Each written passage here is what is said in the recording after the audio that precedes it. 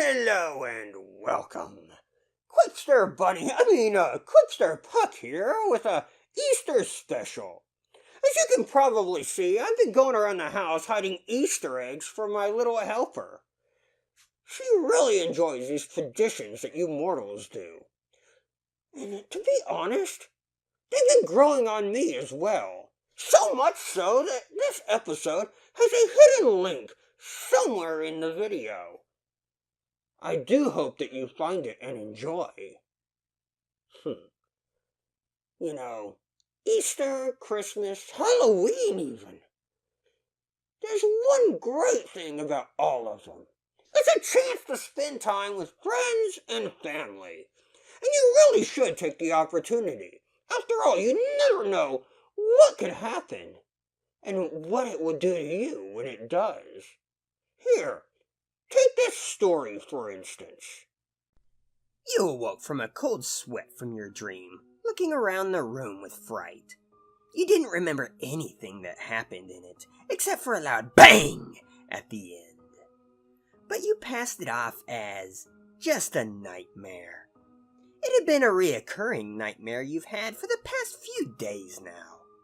You slowly arose from your bed, preparing your lunch for the day before heading off to work, stopping at a local store to pick up a little something along the way.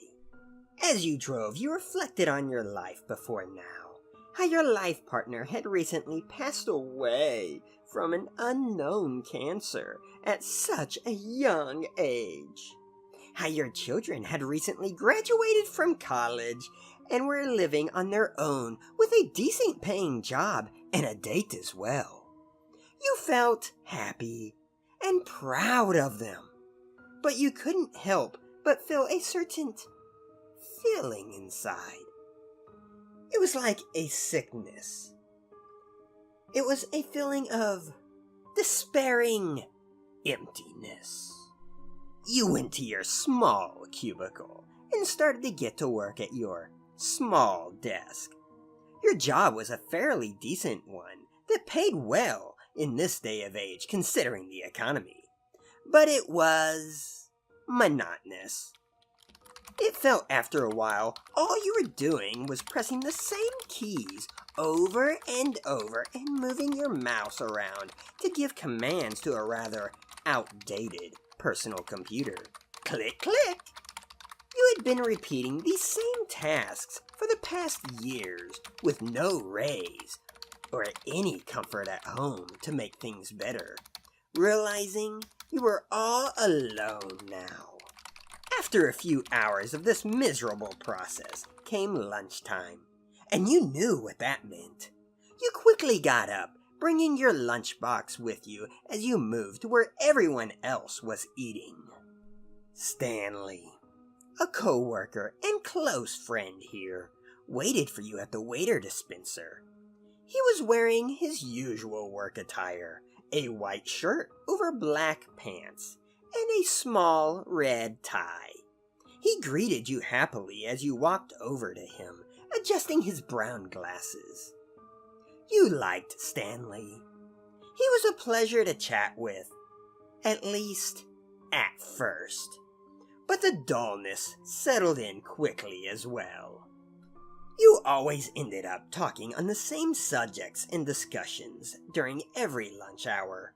You were afraid to admit it to him, but he was becoming boring. That everything was, in fact. But you were afraid of how he would react to that he just might care too much over you. You didn't want to shock and surprise him too much. He did, however, speculate that you were becoming increasingly more empty and bitter, but you always assured him that you were fine, and he stopped pursuing his questions. After a few minutes of this worthless congregation, you set off to eat your lunch for today. It was always the same thing every day, a ham sandwich with a banana. Sometimes you brought a soda, other times it was a mere water bottle. A few years ago, back when your loved one was still roaming the earth, she would sometimes throw in something else. even if it was something just as plain and simple as a pickle. You always were in delight over it. It was a break from the same food every day. Nowadays, you didn't have enough time to throw in a little something extra. But you were certain you had quite the surprise for today. You consumed your sandwich very quickly, without hesitation, and your fruit to follow. Nobody seemed to notice how fast you were eating your food. It was almost too easy, you thought. This is when you usually return to your cubicle to get back to work, but today you had that little extra. From your bag, you withdrew a small handgun you had just picked up from your last paycheck earlier that morning. Nobody noticed it for a few seconds before a woman started to scream and point at the sight of the revolver. Some of them begged you to stop, reaching out to you. They were trying to talk you into not doing it. You barked at them, making empty threats that you would shoot anybody that gets within touching distance.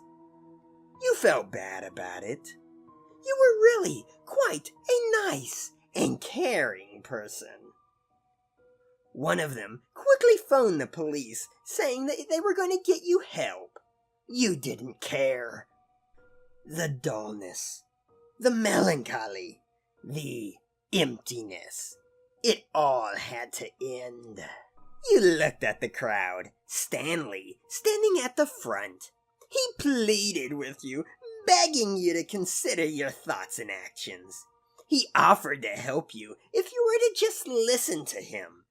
Without saying a word to him, you opened your mouth and placed the pistol inside it. You heard the masses scream before your vision faded to black as you pulled the trigger. You awoke from a cold sweat from your dream, looking around the room with fright. You didn't remember anything that happened in it, except for a loud bang at the end. But you passed it off as just a nightmare. It had been a reoccurring nightmare you've had for the past few days now. You slowly arose from your bed, preparing your lunch for the day before heading off to work, stopping at a local store to pick up a little something along the way. Welcome back. So it seems that my little helper was able to find all of her eggs while you were listening to the story. She even decided to leave the two for our little friend on the table. You sure are so nice, my dear. I know I'm bringing her up right. So how did you do on finding your Easter egg that I left for you? I really hope that you enjoy. And please, do take my advice. Spend time with family and friends. And if you're feeling down this holiday, please, seek help. Talk to somebody. Nobody wants to see anything bad happen to you. Not even me. And I eat people.